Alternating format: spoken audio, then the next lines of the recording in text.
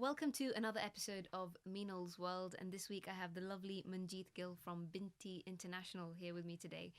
We talk about how we can change the narrative around periods and how we can get everybody involved to make sure that every girl has dignity. Binti were the first period charity in the UK and in India, and we have an incredible conversation about how Manjit has worked so hard to create a change and make sure that we create generational change as well, and no woman should be left without menstrual products, not just in the UK but around the world as well. So I want to thank Manjit for her time because she's a very busy woman and she's helped me personally so much throughout the last few months with my own protesting as well. Manjit is an inspiration, and when I grow up I hope to be like her. But she did say that when she grows up she hopes to be like me, so we'll see how that goes, and I hope you enjoy this conversation.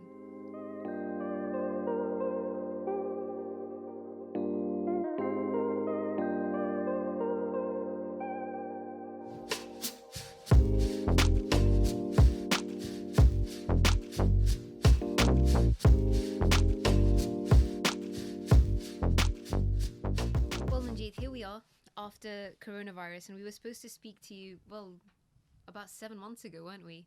And it was just the day after Boris Johnson had said lockdown, and we had to postpone everything. So it's really nice to have you here, although we have been in touch for the last few months, especially during the pandemic. But how does it feel to get back into some sort of normality? Well, I guess firstly I'm quite amazed that I'm sitting in the same room as you. Yeah. And that you're on the other end talking to me about what I've done with Binti, because what you've done in the past 6 months is ginormous and should be that's recognised. The thing, Manjit, this is something I did want to just tell our listeners as well, is that I couldn't have done anything without you, because do you remember my first protest? I remember calling you up saying, Manjit, I don't think I should do this. I'm too afraid to go out and protest outside Downing Street because I didn't think that it would actually have any impact. But you just said to me, just listen to your heart, and if you feel it's right, then go for it. And I feel like that's been sort of your motto throughout your whole life. Like, if it feels right in your heart, just go for it. And I guess that's what started Binti as well.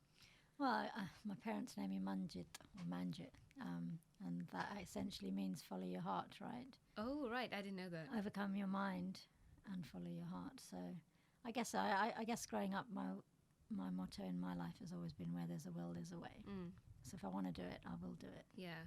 And I don't take no for an answer. Yeah, I know that. But Manjit, I read that you were involved with about 7 different startups before fully committing your time to this. Mm-hmm. What were you doing before Binti kicked off? So I've always been in business development. Right. I worked at an international level, but I started off selling double glazing back in the day. Yeah. So I'm used to people saying no. In fact, I know that if someone says no to me 100 times, that the next time will be the time that one person says yes. So I know how to I can find anything anywhere. I'm that old school. Used to get a telephone book and a telephone, and that was it, and we had to go and sell whatever we were selling. Yeah. So it sounds a bit like Alan Sugar's story. It kind of is. But I'm younger than him. Much younger than him. Yeah. So it's that. And I think it was just, I also remember every single organisation that I worked for, I either needed a sexy product or I needed a sexy organisation to work for. Because that's how you make your money, right? If you've got a good support system behind you. But I would like to say, with my hand on my heart, Binti and talking about periods is actually the sexiest thing I've ever done. Well, I met you for the first time in London when you had a workshop. Oh yes, I remember now. That was the first time we properly met, but we were talking over the phone and staying in touch before that. And actually, Manjit, I don't know if you know this, but I've been following you for years now. When I was a medical student in Prague, I always used to tell myself that one day when I get to the UK, this is something I want to get involved in. It's because I was so far away, I wasn't really sure what I could do. But then to finally be there that day, it was like a really great moment for me. Like, finally I can get my hands dirty now with Binti, and then obviously lockdown happened, so here we are. But what happened for you to say, you know what, I'm going to put what I've been doing to the side and I'm just going to focus my energy and time on Binti? Was it something that happened to you specifically, or something you saw? So I guess in 2005, I think it was, I had a massive car accident. Right. and I smashed my calcaneum, which is like my heel bone, and I fractured my femur. And it was in Exeter when they put me back together again, the NHS.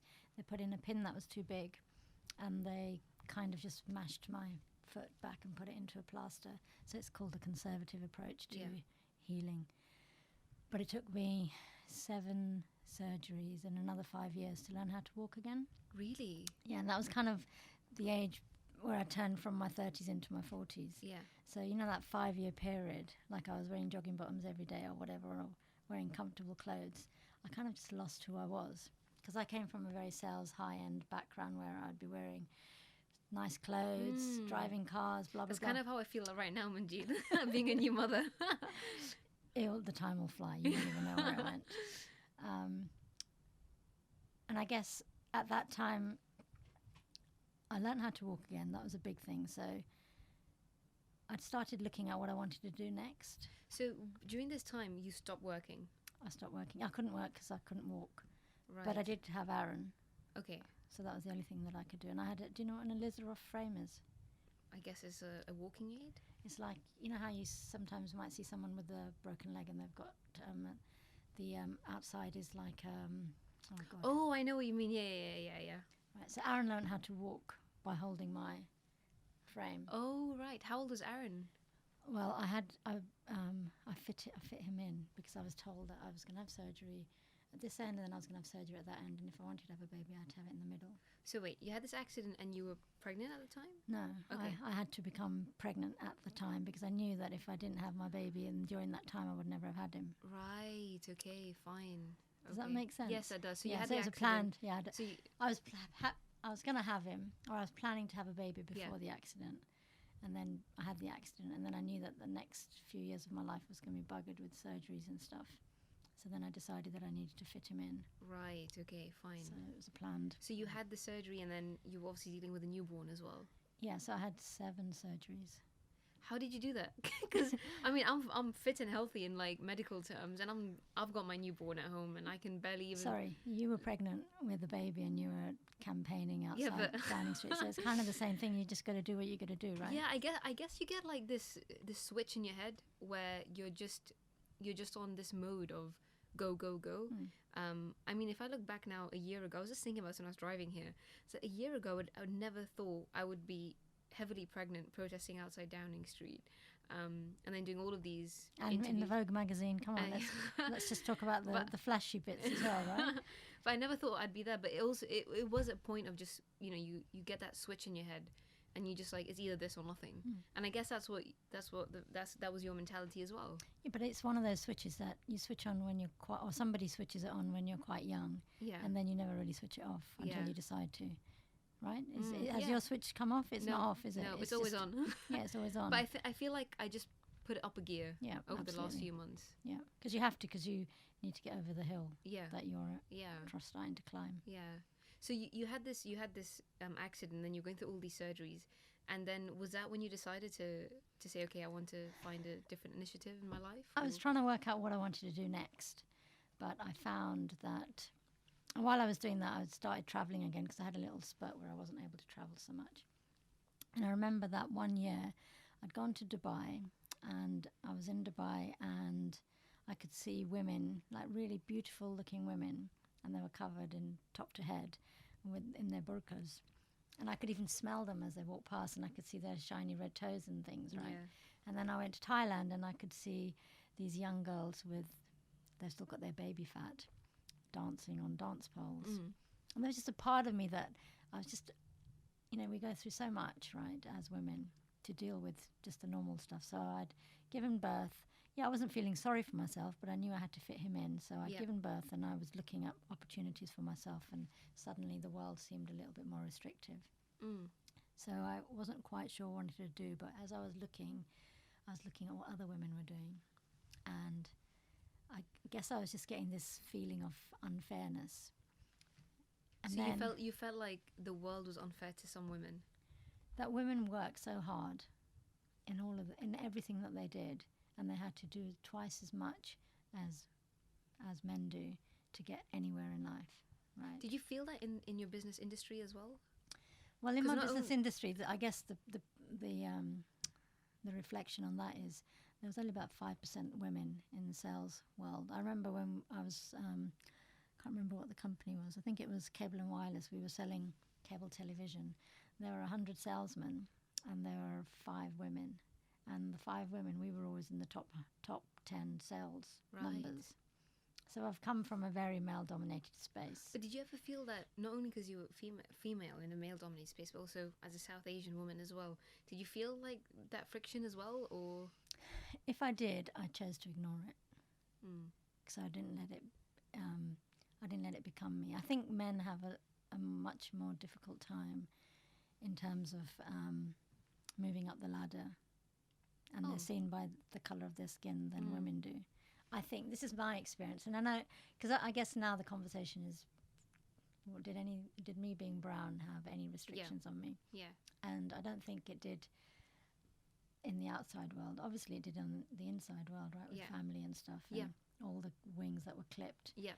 So I guess, I think I often think about where it started, but it was all of this idea that we live in a restricted world, right? So then I started mentoring this young lady with the Sherry Blair Foundation. Mm-hmm. She was someone in Nairobi. She'd set up her own little shop, and she was struggling to work out how to run the business.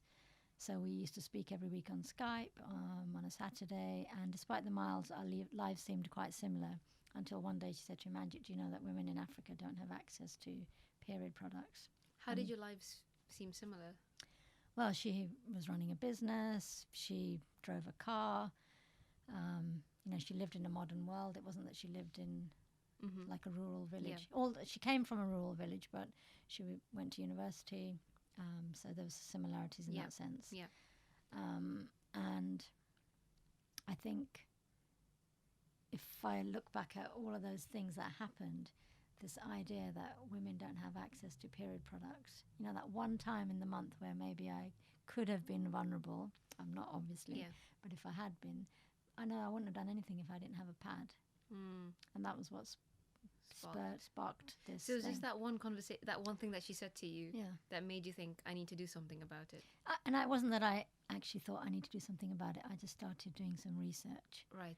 And then I never stopped. And you still haven't stopped. I mean, you're stopped. still going. But when you had this conversation with this lady in Nairobi, it must have been a sort of moment for you where you thought, actually, a lot of women in this world are suffering to some extent. I mean, it is something that is put upon us by nature or by science, and then we have to deal with this every single month. And it's not a case of every day of our lives. And every day of our lives, and I think the conversation I want to have with you today, Manjit, is that we know, I mean, and I hope my listeners as well and everyone who's tuning in already is aware of the lack of products available in developing countries. But what shocked me the most when I spoke to you is even in developed countries like the UK, there are certain obstacles that women face in having access to these products. So I'm very afraid to use the word sanitary products in front of you because you're not a big fan of that. You don't like the word sanitary. Well, if you have a pad or a tampon, then there's nothing unsanitary about it, right? We have to get away from the language that we use that continually perpetuates the stigma and the shame. So that's why it should be menstrual products or period products. Yeah. And your tagline for Binti is every woman deserves dignity, period. Why do you say that? Like, what did is it something that you feel people need to know about? Because do you feel like women are put into a sort of shell during those 4 or 5 days, or every day? Do you think that women are treated differently because they menstruate? It's kind of one of those times in my life where when we started the organisation, I pulled together a number of my friends and we used to brainstorm. Like, we brainstormed the name, we brainstormed the term dignity and period, right? When I started this work, the only information you found about periods or menstruation when you looked online was either about Murugan, the guy who's invented the low-cost pad machine, or there was a few stats, and that was it. And you had the incorrect definition of menstruation in the Oxford Dictionary. it's still the incorrect definition. Really? Yeah. What is it, the definition?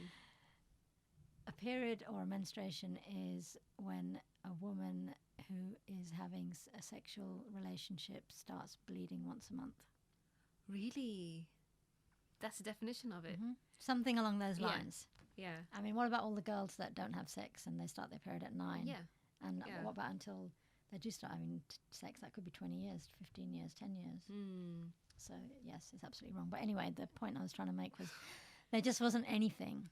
So when we started looking at the terminology we were going to use, it was to make sure that everything was dignified, right? We weren't going to go in and start screaming bloody good periods or anything like that, because we came from a world where language was really important. Were you afraid of alienating people during this time? Because obviously men probably feel afraid to even talk about these things. And, you know, even talking to my own father and to say, like, I need products from the supermarket. I mean, he'll get them for me, but I can just see he's very, very uncomfortable. So were you aware, were you trying to create language to sort of make it as inclusive as possible? Language is really important right from the beginning, because I suppose I come from a sales background, and I know that if I'm going to sell something, I need to make sure that my audience is going to hear every single word that I want them to hear. So the conversation I would have with men is very different to one that I would have with women, or to kids, or to girls, or to boys, or age, you know, even our elderly, the different communities. So language is there right from the beginning. And going back to your question, why do we say every girl deserves dignity, period? In the beginning, I thought to myself, if we can create impact just for one girl, then I know what we're doing is right. And someone, I think one of our comms person said, yeah, but what about all the other girls? I said, look, every decision we make as an organisation has to impact this girl, whoever that girl is. And if we keep that in focus with everything, then it really helped us channel out the things that weren't important. You know, like what, for example? So, for example, are we going to spend £15 for getting a poster on the wall? How is that going to help every girl deserves dignity, period? So all of those decisions, from how many products we were going to buy, the kind of language we were going to use in our education program to make sure that it could cover conversation that we'd have a girl in a rural village in India versus a rural village in Wales or even in London. It's all about that one person, you know, because if you bring it down to that one person, how are you going to impact her life? That's kind of where it comes from. Does that make sense? Yeah. And even the word dignity, right? What does menstruating with dignity mean? Yeah. It means so many different things to different people. But for us, it's about ensuring that she has access to whatever product that she feels is going to help her menstruate with as little restriction as possible. And not feel afraid or... If she wants to use a tampon in a community where they don't insert things, that's her choice to menstruate with dignity. It's funny to talk about tampons, Manjit, because I remember when I was about 12 or 13 years old, I used to go to the beach with my friends, and I remember when it was my time of the month, I would say, oh, I can't come for the next week. So I just tell my friends, like, I'll see you in a couple of weeks now. And they'd be like, why? I was like, well, I've got my period. Clearly can't come to the beach when you've got your period. And they were like, haven't you heard of a tampon? And I was like, what is that? So they told me all about it. And then I went home and I told my mum about it. And she just seemed terrified of the idea of inserting a tampon in that area to help you with your period. So you come from a Sikh background as well, and I'm sure that you must have faced a lot of backlash or, you know, a lot of questioning from your community, maybe even your own family. How did you get through all of that? Because that's something that I feel has happened. I feel like for me it's been more concentrated over the last few months, because what I've done has been quite extreme in some sense. I struggle to deal with the questioning and why are you doing it, and even, you know, even things like, but you won't make a difference. You're one person. Who's going to listen to you? And all these questions start coming in. And this is why before my protest, I called you and I said, Manjit, look, I'm just getting all these phone calls and everyone is saying it's not a good idea. But you just said that one thing to me, which is, if you feel it's right, just do it. And I know your sales background must have helped you quite a lot. But what was it like to try and, I wouldn't say convince, but try to explain yourself to people from our community? Let's put our community to the side for just a second. But in terms of, if you ask anybody living in London, do we have shame around periods? And the first reaction is always, well, oh, we don't have period shame. But yet we stick period products up our sleeves, or we use blue liquid to show the absorbency of period products. So just getting people to believe that this problem actually exists is probably the only issue I faced, because if you've never seen that poverty around periods, or you've never not had access, then you can't imagine someone's life and them not having access. Does that make sense? Yeah. So that's the biggest issue. Even as a Sikh woman running an organisation wanting to impact different communities, I always knew that. Well, actually, I didn't even know that there was an issue in the Sikh community. I just believed, because I've never been restricted by anything. So my periods. were you raised in quite a liberal No, household? I was very sorry about periods. Oh, about periods specifically. There was nothing that I wasn't allowed to do because I was on my period. Yeah. Right. And I think I was quite shocked and taken aback when I started hearing girls saying to me that they didn't go to the Gurudwara, or they couldn't perform certain things when they're in the Gurudwara. Not all Sikh women can do all Sikh seva. Yeah. Is fundamentally what it boils down to. And I think when you believe something from your heart and you have the passion, I know that what I'm doing is teaching girls about periods. There is absolutely nothing that I'm saying that is wrong. Because even the conversation around periods, why do we have the shame around periods? Because we talk about sex. We know that as soon as a girl starts having a period, she could get pregnant, and she could, she's going to have sex and she could get pregnant. And that's why we don't talk about it to our children. Yeah. Even in our community, right? That's the main thing. So what do you do if you want to have that conversation? Well, we don't even need to talk about sex. I go into villages around the world and I talk about periods, and we don't have this conversation about sex. I don't tell a girl that until your egg is fertilized, you will bleed every month. But that's how they educate children in school. It's wrong. About periods. Because when I learned about it, I think, so this was the issue with me, was that I learned about periods in school after I got my period. No, crazy. I was like, I was in year 7. Did you think you were dying? Yeah, I was. So, I know it's something that you talk about with Binti, which is like everyone has a very crazy period story. But I had really bad cramps for a good month. And my mum just kept trying to put the conversation to side, like, oh, it's just stomach cramps, you must have eaten something bad or whatever.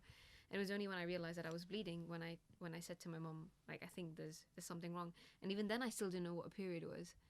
I thought that I would be bleeding every single day for the rest of my life.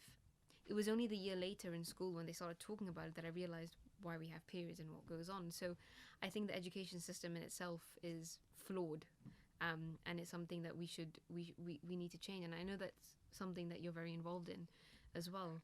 But so what do you, as a gynecologist or somebody coming from the medical field, right? Yeah. How do you feel about the conversation when I say to you, we should be teaching girls that if their egg isn't fertilized, that their period starts? How do you feel about just saying that one day this will help you to have babies, but every month the blood comes and this is where it comes from, and keeping that sex conversation away? What do you think about that? I think that's really important, Manjit, because I feel like there's, if you create that disconnect and that gap, it allows it's not as daunting for girls.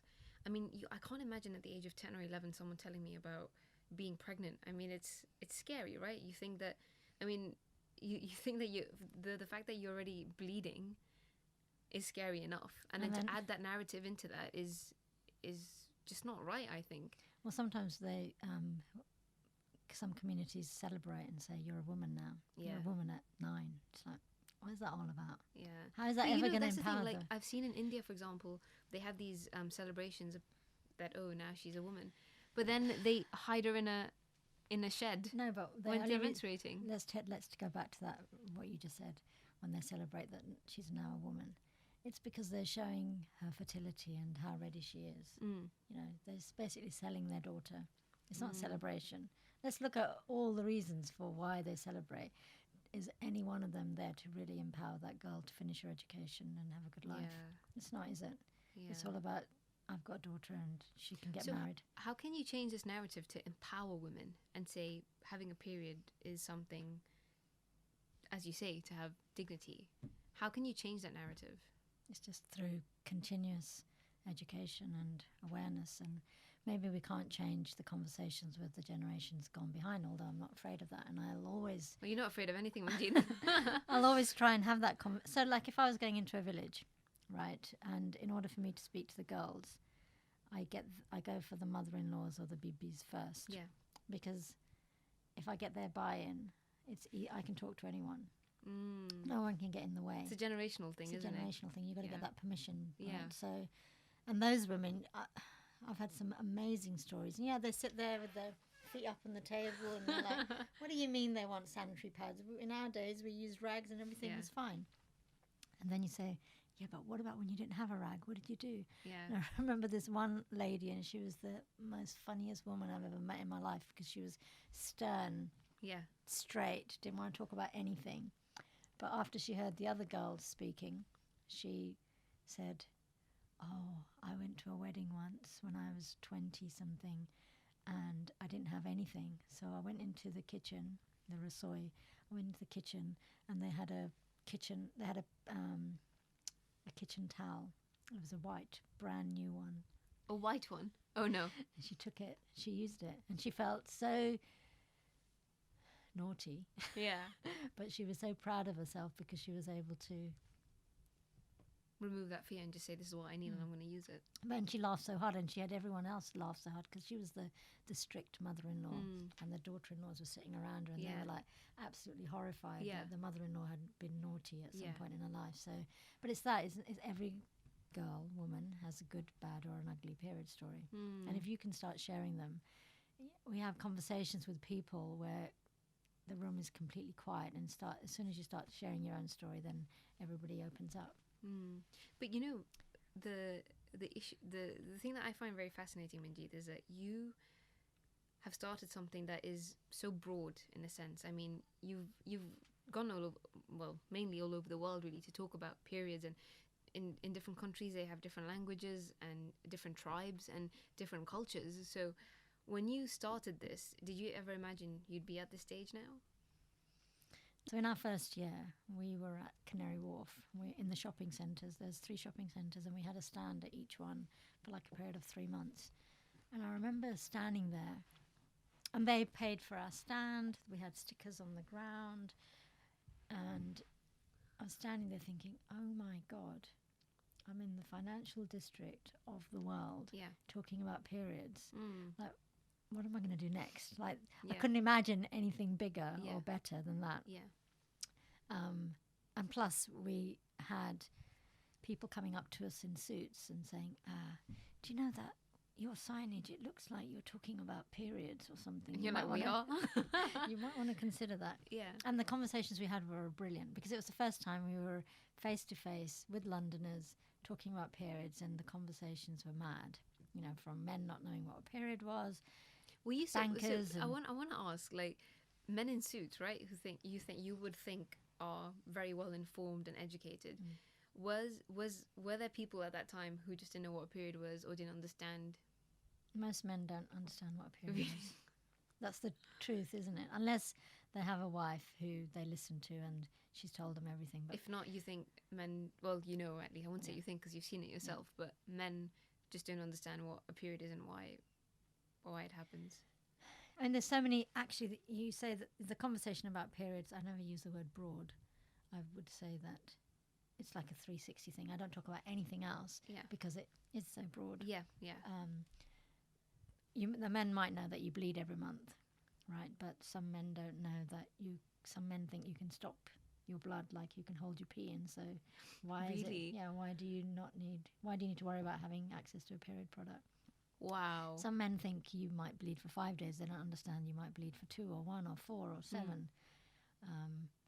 But you know, Manjit, you're saying that, and I go back to medical school. Even in medical school, men or boys at that time, they didn't understand what period was. But why would they, right? They've never even touched a period. But even going through the anatomy of female, that's what we're taught in medical school. I think there are some men, and I'm not pointing fingers, but I'm just saying that because it's not associated with their life, they just switch off. Well, if you think of, I'm going to use the word penis, right? Yeah. Penis hangs out. You can't use a P word, Manjit. That's all right.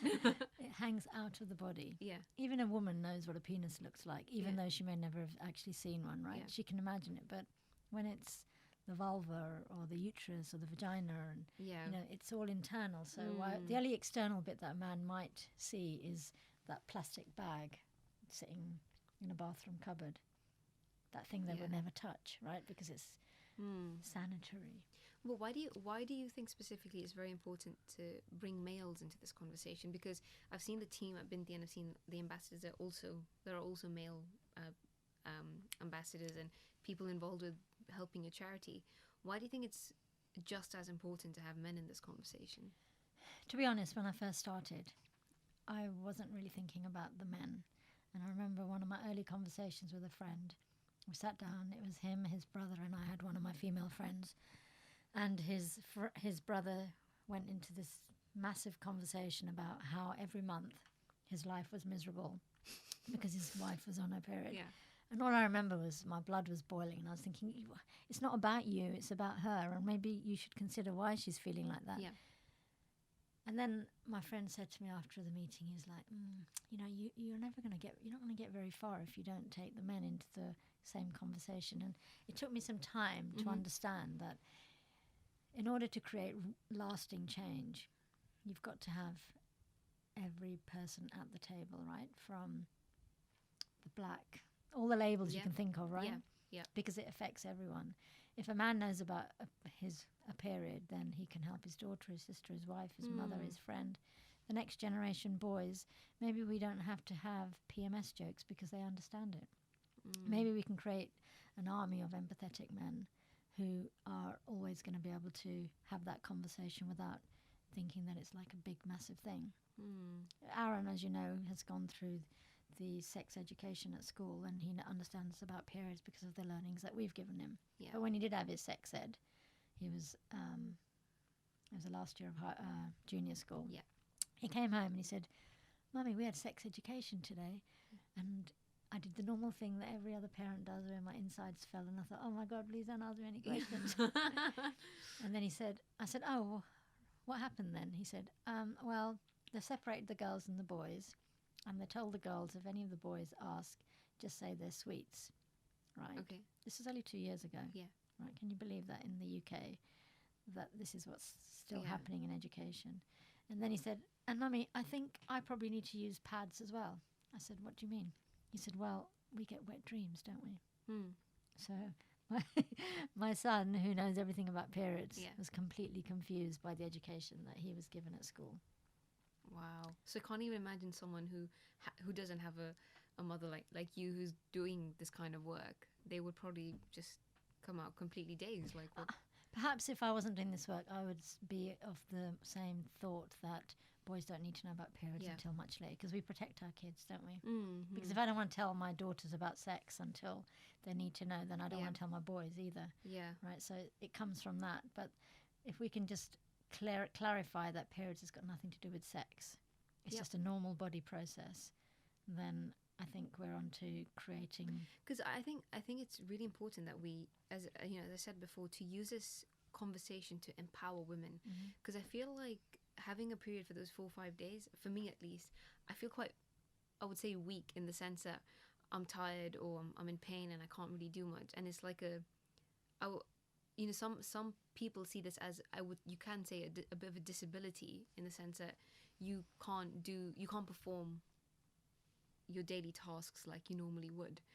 And I think now the conversation has to be about empowering women. That it's okay to have a period, it's okay to talk about it, and it's okay to tell people that I'm in pain, I don't want to do this and this and that. But just think of, like, that's the primary reason why we started. Yeah. But essentially today we know that because women are fearful of talking about their periods, they suffer for years with medical issues around periods. You know, they don't know that they've got they have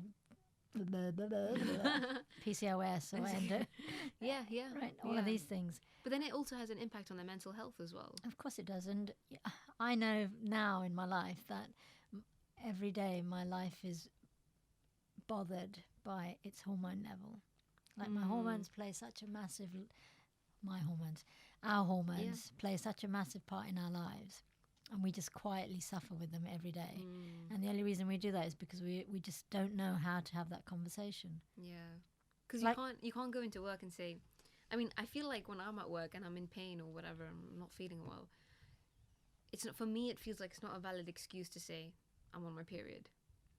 But I think it should be, because if someone is suffering to whatever extent, whether it's a bit of cramps or to some degree some women faint or some women vomit, I think it's really important to have that empowerment to say, actually, I cannot do this because I feel unwell. It's about being truth and being authentic, right? So if we can roll up to work on a Monday morning and we've had the heaviest drinking session the night before, it's hard to hide that from your face, despite any makeup. Or, people can see that there's something going on. When you're on your period and if you're suffering with pain, it's hard not to see it. But we've just been through COVID, right? Lots of us have worked at home, and life has still continued. Now imagine, and we all accept today that we can work from home, or not everybody, but that there are jobs that you can do from home. So what if, and we live in a man's world, I'm going to say that again, I love men, and I think men need to be included in every single conversation, but it's now time for us to show what we need. So we live in a man's world. We go to the office Monday to Friday, 9 to 6 or whatever the timings are. And now, through COVID, what if we were able to work from home once a month for a couple of days? People realise it's not bad after all. We could sit behind a Zoom and wear gym jams underneath and wear our shirt on top or whatever. Life still works, doesn't it? Why do women have to continue to suffer? Why not have period policies at work which allow organisations to show that they value their employees, to have period products in the toilets? If you're not feeling well yourself, you're going to go home and make up the time. You're not going to just... There's always going to be people that take advantage, but for the majority of people, if we want to create change and take the women into an empowered world for the next decade, then let's start looking at these things. It's not something that can't be achieved. I know, as you know, it takes one voice, right, to get it started. Well, I know, Manjit, with Binti, you're working with schools. We're working with a lot of different people to try and bring these conversations about. But I think one of the conversations that struck me was when you went to Gurudwara and you said, why aren't women allowed to come in when they're menstruating? And I think that's really powerful, because it's a narrative that I've been raised in my whole life. And to some extent, even now, I have my own mandir at home. I have my own little temple where I pray every day. And when I am on my period, I am very conscious about that. Like, shall I go into this room or shall I not? It's because it's been digged into our heads for such a long time. But what you did was quite incredible, that you changed someone's mind. And that was one mind that you changed, and now this person is going to hopefully continue that narrative. So you've actually created a change that could last for not just decades, but hundreds of years now, and generations. And I think that's incredible. But how did you do that? Because we know that people in our society are very stuck in their ways, especially those who are in, these positions where they are priests or working in temples or gurudwaras, because it's a narrative that's been going on for generations before that. To change that now at this point, at this breaking point, you must have had to really fight for it. It's one of those things again, right? I learned on the job as I went along, right? So a conversation with my mother right at the beginning when I first went to India. I took her with me and I said, Mum, I'm going as a grown woman. I'm not going to sit in the village. I'm going to be doing my work. And if you want to come with me, you can. And she was like, okay. So I was allowed to have freedom finally. I went and interviewed, I don't know how many girls. And I had these interviews in Punjabi when I came back. And I had them on my phone.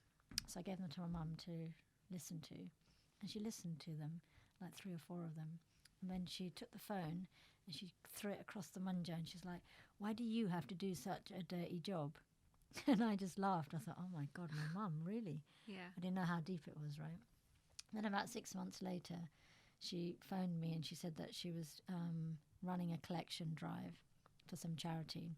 and that she should put me down for £50 or something. Can she put me down for £50? And when your mum asks you something like that, you just say yes, and you let her do it, right?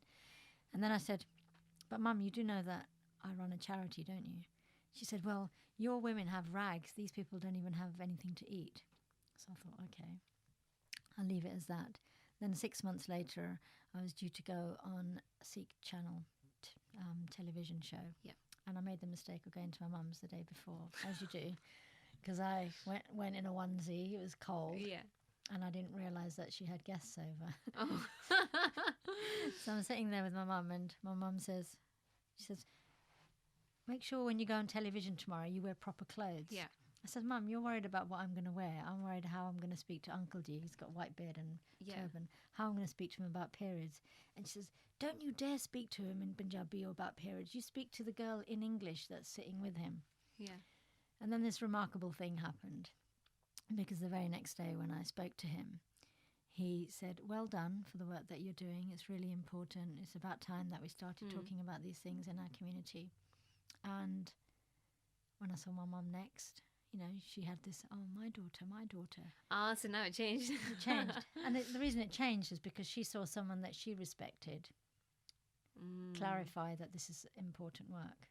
So for me, when I started trying to get the conversation into mandirs and into gurdwaras, I didn't even think that this was a problem in the Sikh religion, right? But it was, and I couldn't go and start stipulating what mandirs or mosques or churches should do until I had my own house in order. And it took me the longest time to find my hero, and it was Peter Verdi.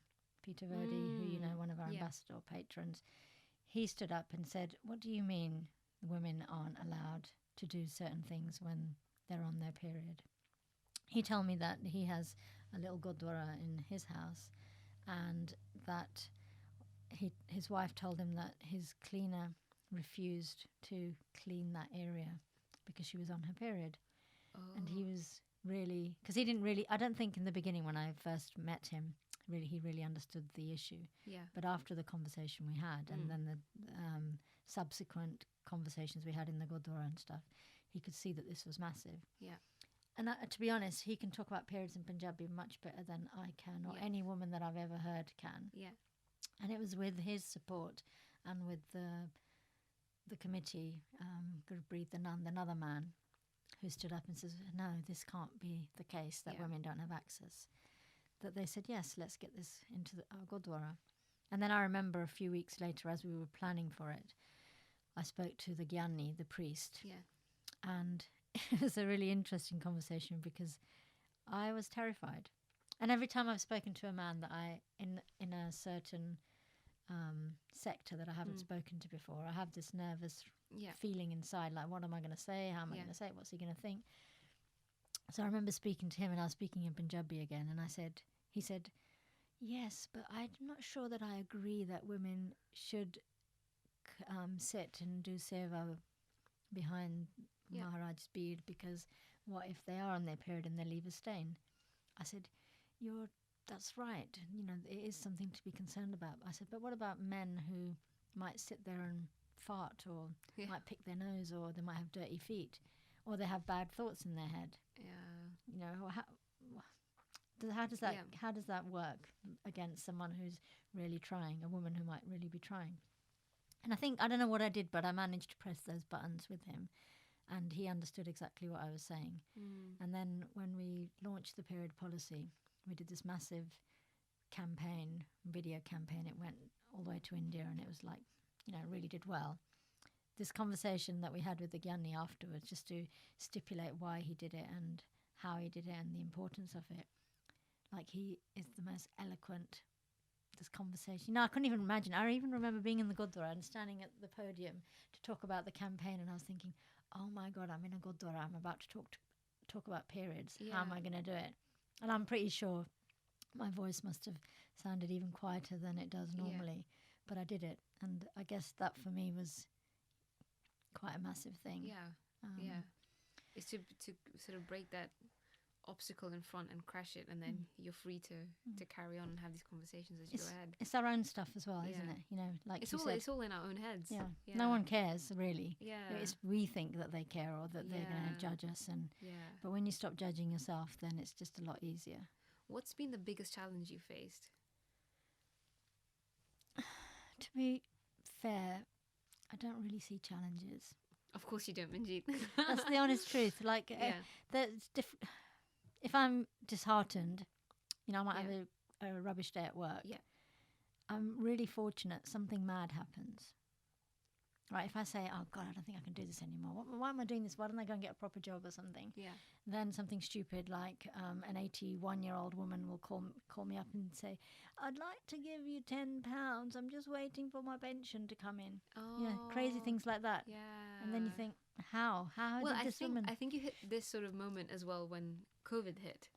I remember talking to you on the phone and you were like, Meenal, I don't really know what to do now. I mean, how can we help? And I think that's what your narrative has always been, Manjit, in your head, that how can I help? It's not a case of, oh, but people aren't listening to me, or but this might not work. That you always want to help and always want to get your hands dirty. And this is why I love working with you and talking to you, because this is what we need now. We need people to get their hands dirty, whether it affects them directly or not, whether we're talking about periods, whether we're talking about protective gear for doctors or healthcare workers.